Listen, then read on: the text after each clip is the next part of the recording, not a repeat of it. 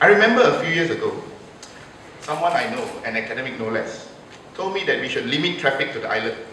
How? I asked. He said, well, increase Penang Bridge toll, impose entry fee into the city, like ERP in Singapore.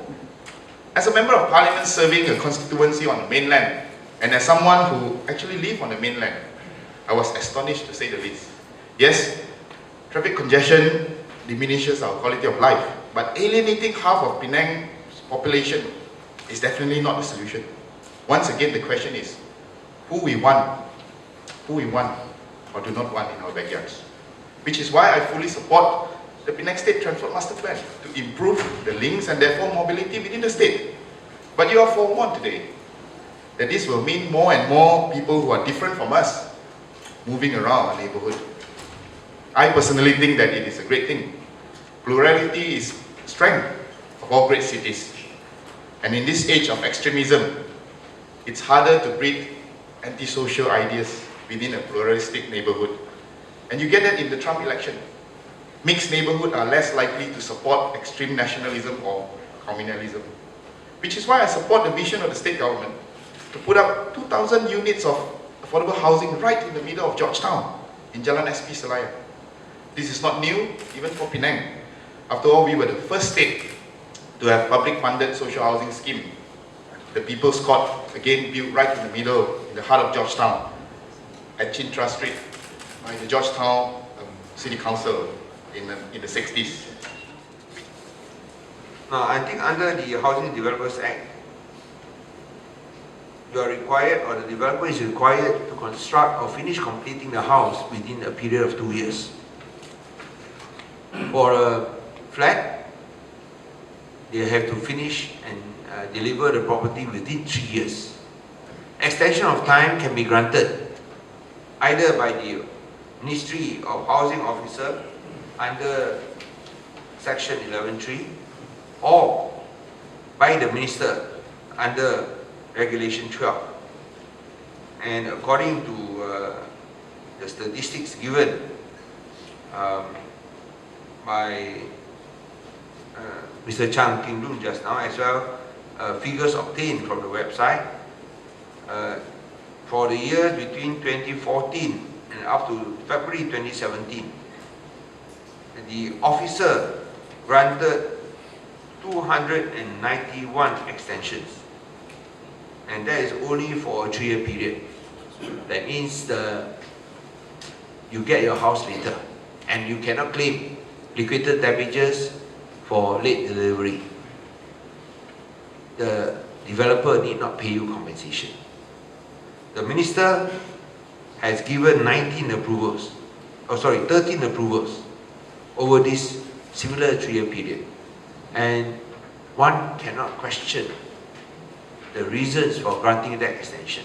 Now, I of course understand that for certain projects, you may need an extension, especially for high-rise projects, those which are above 30 stories. It is quite difficult to finish it or to deliver it within 3 years. Most developers will say they will need probably 3.5 to 4 years. But be that as it may, such powers should only be exercised before the sales and purchase agreement is signed.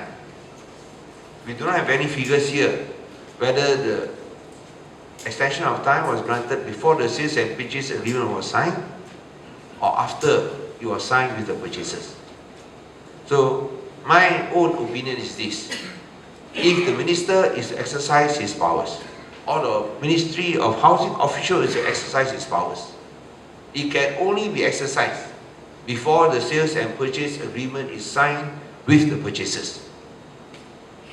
When the sales and purchase agreement is signed, you cannot do so unless you get the consent of the purchasers, because it will not be fair otherwise.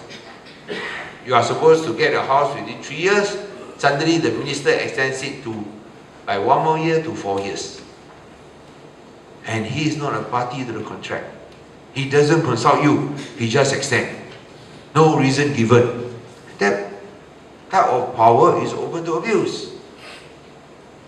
Why should the developer be given that benefit? So far, we have not got any information.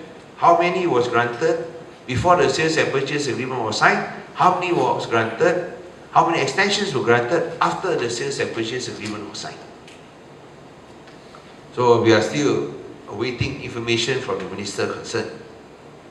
But of course, the court has struck down the extension of time granted by the minister, and of course he's appealing. But that shows that this exercise of administrative power is illegal, and rightly so, illegal, because purchasers are not consulted. Mr. Chang will probably have more information, not just on VHL construction, the very famous court case now, subject to appeal at the Court of Appeal, as well as other matters related to ministerial powers able at his discretion to grant an extension of time.